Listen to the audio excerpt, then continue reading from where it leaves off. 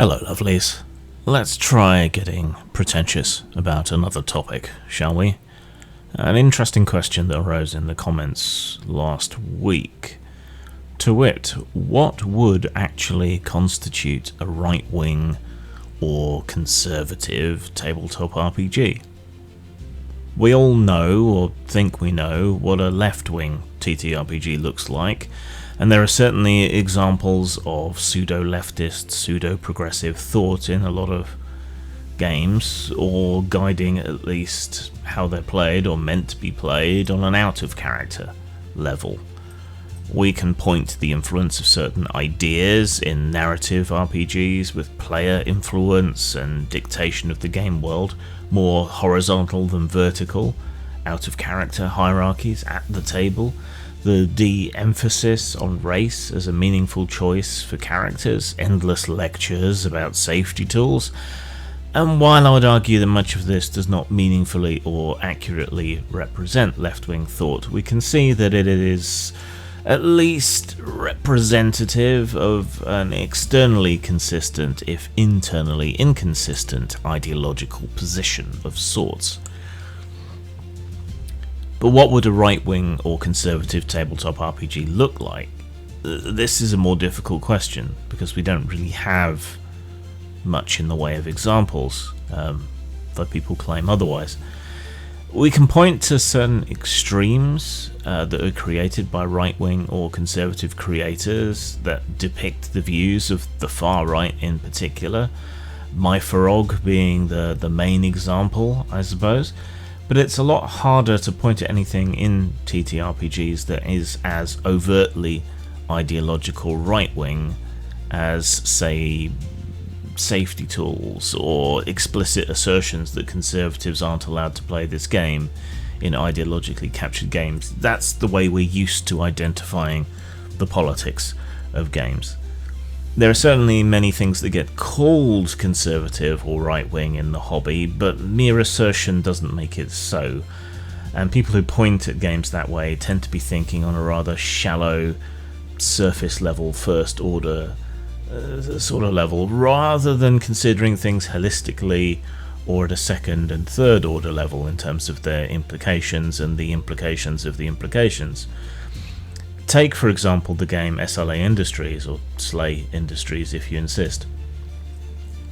On the surface level, you're playing characters who are operatives for a giant, hyper-capitalistic sci-fi horror corporation. You're after money, fame, and rank, taking on enemies of the corporation and rising up the corporate hierarchy, getting commercial sponsorships, etc, etc, etc. On the surface, you could characterize that as a conservative game, of course, the themes all sound right, but it's actually a critique of many of those elements as they were manifest in Thatcher's Britain in the 1980s. So while it has the surface level appearance of right-wing themes, systems and play, it's actually subversive and countercultural, even if those ideas are more implicit than explicit in the game. So clearly this is trickier than it first appears. This isn't really about your political beliefs or mine, though for the record I'm a lifelong left anarchist, so a bit of a fish out of water discussing right-wing thought. But then I don't fit with the modern pseudo-left either.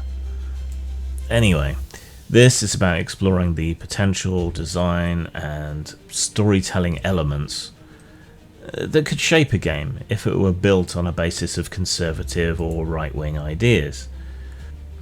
So just what might a conservative type of game involve?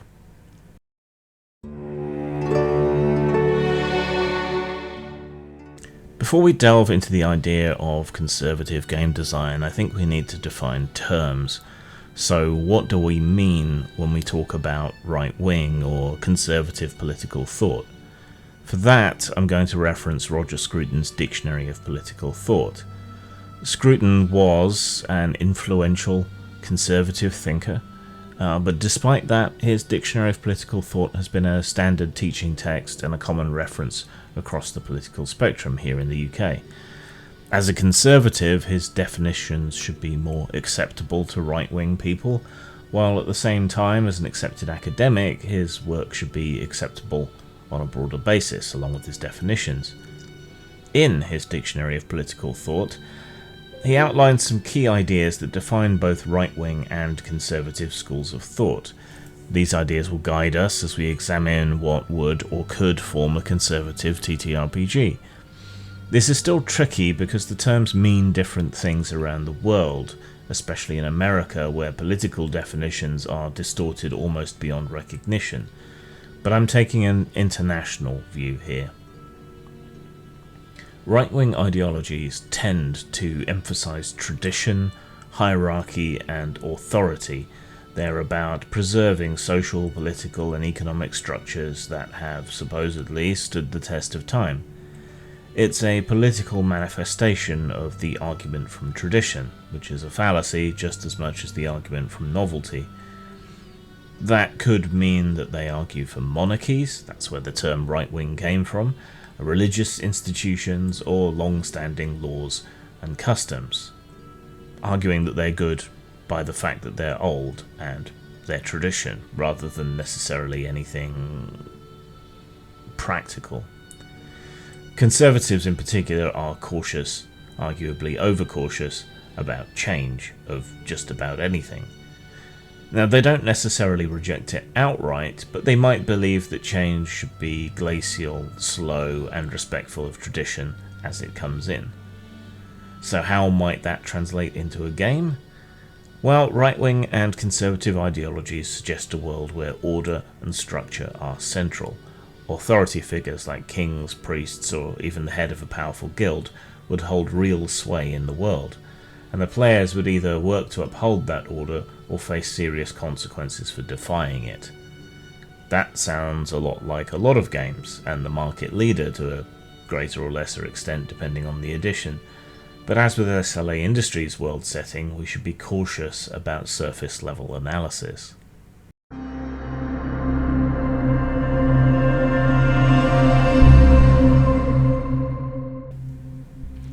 Let's talk about themes. If you're designing a TTRPG grounded in right-wing or conservative thought, the preservation of tradition is going to be a key theme. The world will likely be centered around institutions that the players are tasked with protecting. Think of an ancient kingdom, a religious order, or a vast bureaucratic empire.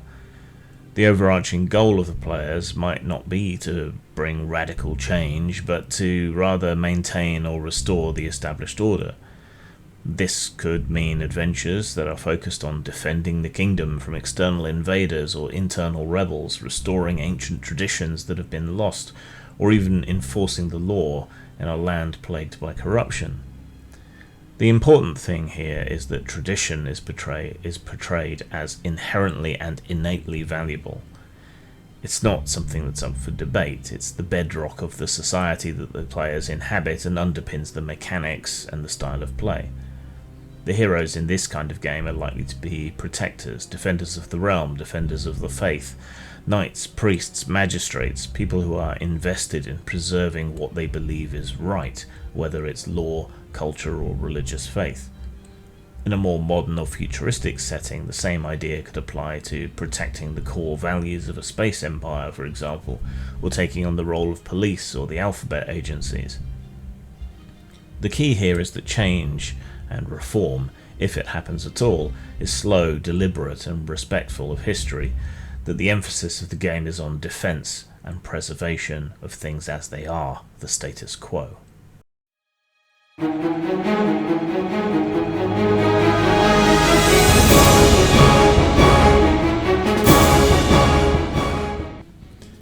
Now, let's talk about hierarchy and authority. In a right-wing or conservative game, the world is probably going to be strongly hierarchical, and out of character, it's probably going to follow a hierarchical structure as well, a very vertical set of roles between the games master and the players. This means your character's position in the game, however, is something that really matters. Whether you're a noble, a cleric, or a commoner, your social status will affect how others treat you, what your responsibilities are, and the kind of things you have access to. For example, in some traditional RPGs, your class or background might give you special powers, as in birthright. In this game, those powers could be tied to your position within a hierarchy or your bloodline. Nobles might have political influence, priests could wield moral authority, and even commoners might have specific rights or duties or values tied to their role in society. A caste system, if you will. Your position wouldn't just be fluff, it would play a core role in shaping your interactions and objectives. Imagine you're a knight pledged to serve a king or an emperor. In most games, your quests might involve going off to slay a dragon or some other monster, or to find hidden treasure or defeat some bandits or whatever else. But in a conservative TTRPG, the focus would be more on maintaining order. You're enforcing laws, crushing rebellions, or protecting sacred traditions and places. The quest is as much about defending the social order as it is about the fun of the adventure.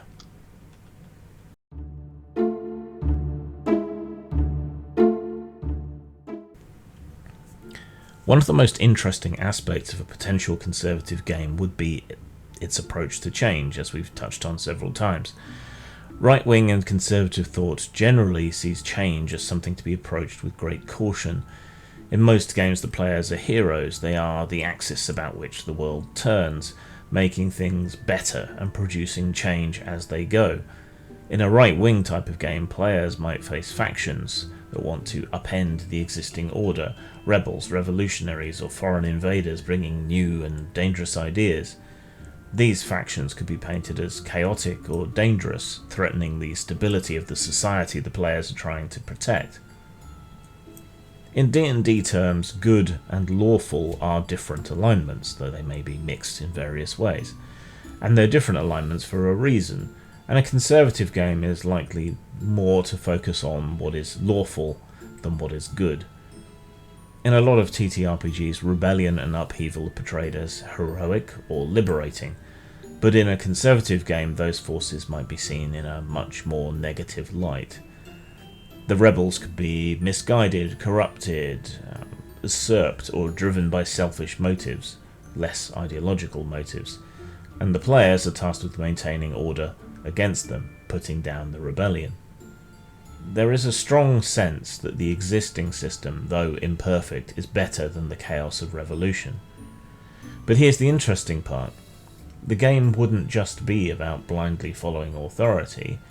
Instead, it would explore the complexity of loyalty, the moral weight of defending tradition, of setting duty against other concerns. What happens when the system you're protecting is corrupt or flawed? What if it's merely the lesser evil rather than something good?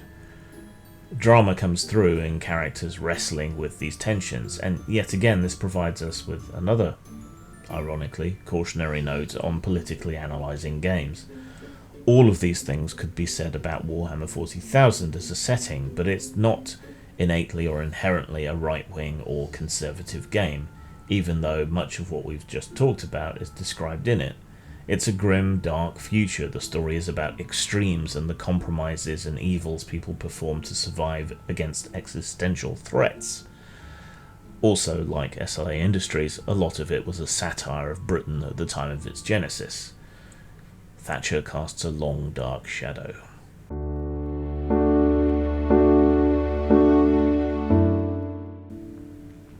So how would this kind of game actually play? What kind of mechanics would reflect right-wing or conservative values? Well, if we are to encourage people to play in a certain way through the mechanics of a game, then you should be rewarded for playing the right way, and you should be penalised for playing the wrong way. Law and order would be central to gameplay. There could be mechanics that emphasise the enforcement of laws and adherence to them, providing bonuses when you do so and penalties when you don't. Players might have to balance keeping the peace with respecting individual rights, but the overall goal of the game should be to maintain the status quo, and that would be what would be rewarded. Breaking the law or supporting rebellion might come with severe penalties, both socially in the fiction of the game and mechanically and narratively, such as a paladin breaking their oath and losing access to their supernatural powers from their god if they don't toe the line. Social status would likely play a big role. Characters could have different ranks or titles, and progression in the game might not just be about leveling up, but about moving up in the social hierarchy. Your choices would affect your reputation, your standing in the community, and your relationships with powerful figures. Climbing the ranks might mean more responsibility, but also access to more resources, influence, and even supernatural powers. Depending on the game, nobility by blood or appointment might also come with access to additional supernatural capabilities or powers. And then there's the question of consequences for rebellion. In this game, defying authority wouldn't be an easy choice. Characters who side with the revolutionaries or question the status quo might face in-game punishments, narrative punishments, and mechanical punishments. They might lose their titles, their lands, become an outlaw, or be hunted by the authorities, by other heroes. They might lose their powers, their honour. They might even be mechanically forced to become NPCs or to commit ritual suicide because of their dishonour being so overwhelming. It's a high-stakes world where order is paramount, and the consequences for challenging that order are real, present, and manifest.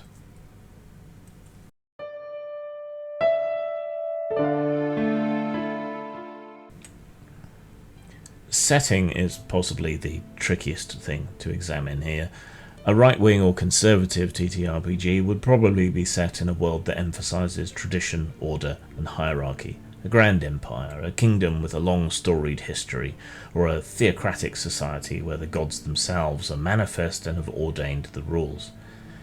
The aesthetic would likely be at least inspired by the classical or the medieval, with grand architecture, noble houses, religious symbols, and so on everywhere. The setting might include remnants of a past golden age that players are trying to restore or maintain. There might be an ancient empire that has fallen into decay, or a kingdom under threat from foreign invaders or internal unrest.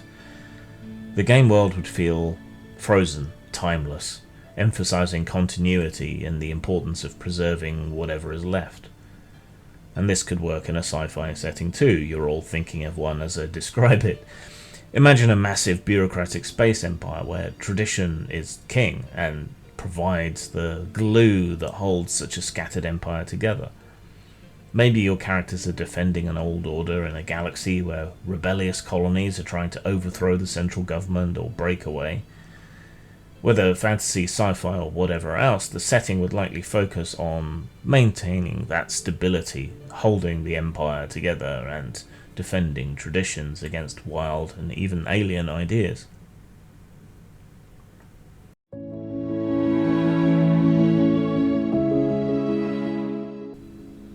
Who would you play in this world? A right-wing or conservative game would likely offer character roles that are tied to these same themes of duty and responsibility.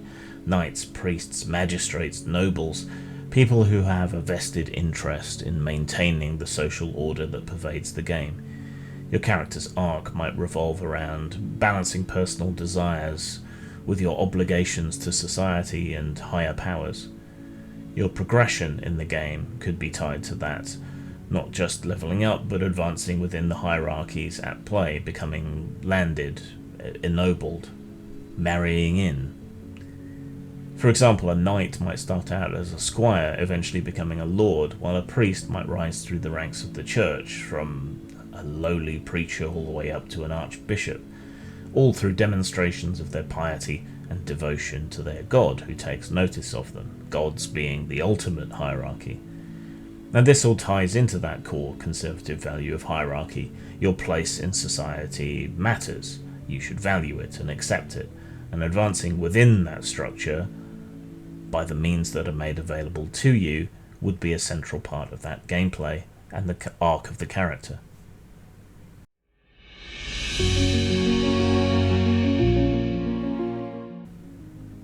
Lastly then, let's discuss tone. A right-wing or conservative RPG would likely have a serious, perhaps even romanticized tone, emphasizing duty, honor, and personal sacrifice for the greater good, which is weirdly collective, considering we're talking about right-wing ideology, but it's through the lens of duty. Characters might face moral dilemmas, but the game would favour outcomes that reinforce the value of tradition and social order over personal morality. It's not that rebellion or change is never explored, but they're often seen as negative, risky, dangerous, corrupting, with the potential for dire consequences for the in-game society as a whole. In the setting, the conservative or only option, enforced mechanically and narratively through the setting.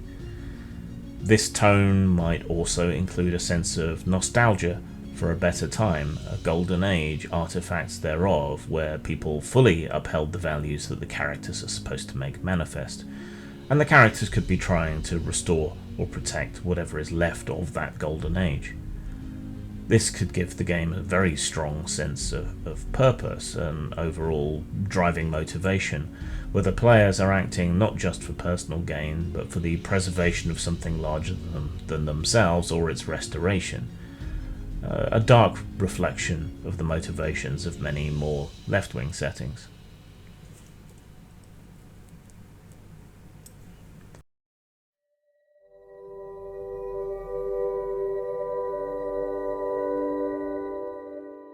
So there is a problem with all of this, and you can basically ignore everything else that I've said if you want to. I alluded to this problem at the beginning.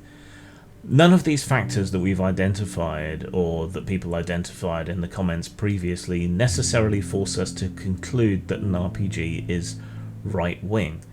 We can't use this as a checklist to identify such things, because as I pointed out earlier, games like SLA Industries and Warhammer 40,000 exist, satirizing right-wing ideology in their settings, despite appearing on a shallow surface level to be conservative exemplars. Setting games historically also confounds these definitions, because the past has been typically much more conservative politically, socially, gender, race relations, and a whole lot of other ways as well.